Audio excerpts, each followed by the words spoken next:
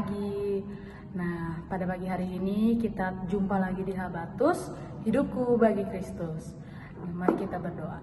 Tuhan Allah Bapa kami yang bertahta dalam kerajaan surga, kami mengucap syukur Tuhan untuk berkat-Mu pada pagi hari ini.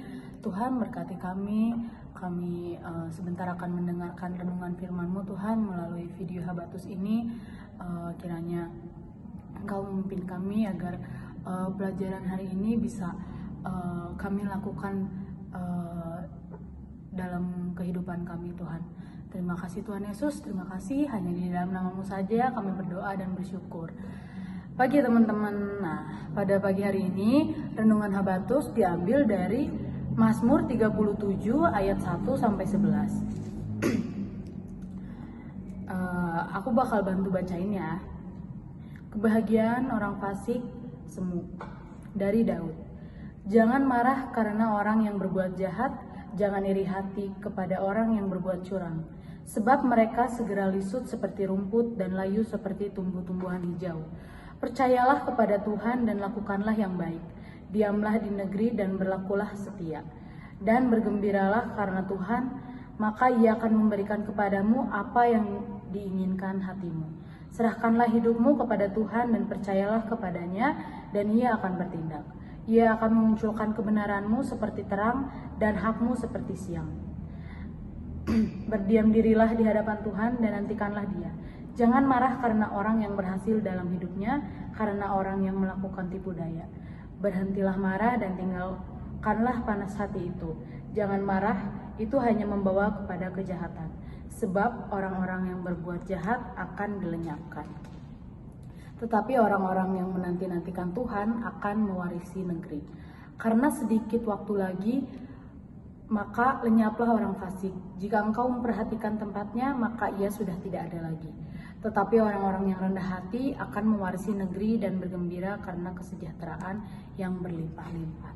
Nah, teman-teman, jadi di renungan hari ini kita belajar untuk tidak marah, tidak dengki terhadap orang-orang yang berlaku jahat ataupun curang.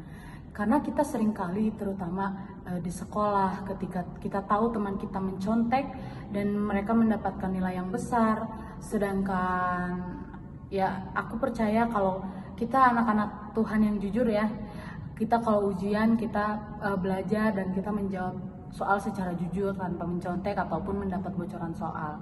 Nah, ketika kita melihat teman kita mendapatkan nilai yang lebih besar tapi dia mencontek, dia mendapat bocoran soal, kita mungkin akan terpancing untuk marah, kita terpancing untuk iri kepada mereka yang berlaku curang karena kita merasa diperlakukan secara tidak adil. Kenapa kita yang jujur mendapat nilai yang di bawah, kenapa mereka yang curang dapat nilai yang tinggi? Tapi itu semua jadi pelajaran buat kita. Karena apa?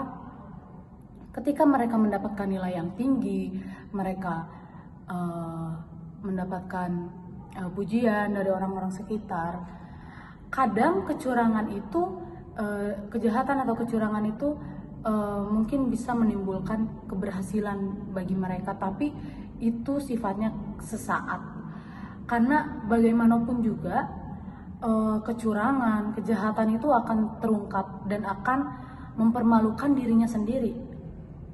Nah, jadi kita harusnya bersyukur ketika kita bisa berlaku jujur, terutama saat ujian, dimanapun kita memperlihatkan ini loh kualitas diri kita orang yang jujur, kita orang yang berkualitas, kita mempunyai mentalitas yang tinggi, kita juga punya moral yang tinggi, tidak seperti orang-orang di luaran sana yang mungkin mereka berlaku curang, mereka melakukan kejahatan, itu mereka sama saja sedang merendahkan dirinya, dimana ketika kejahatan atau kecurangan itu terungkap, mungkin bisa saja orang-orang yang di sekitar dia mulai tidak menghargai orang yang curang ini.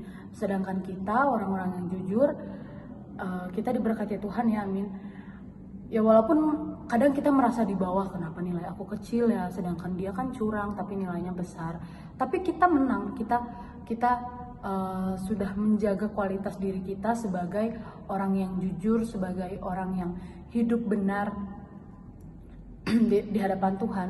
Ketika kita menjaga hidup kita itu untuk terus berlaku benar di hadapan Tuhan, saya yakin dan percaya kalau kita semua itu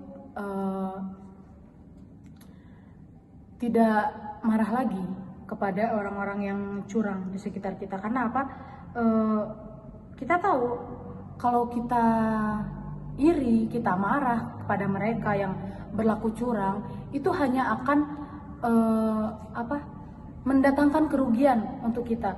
Seperti di ayat 8, berhentilah marah dan tinggalkanlah panas hati itu. Jangan marah, itu hanya membawa kepada kejahatan. Nah, itu pelajaran yang bisa kita ambil hari ini. Ketika kita melihat orang yang curang, lebih baik kita diam. Kalau kita mampu menasihati mereka, nasihati.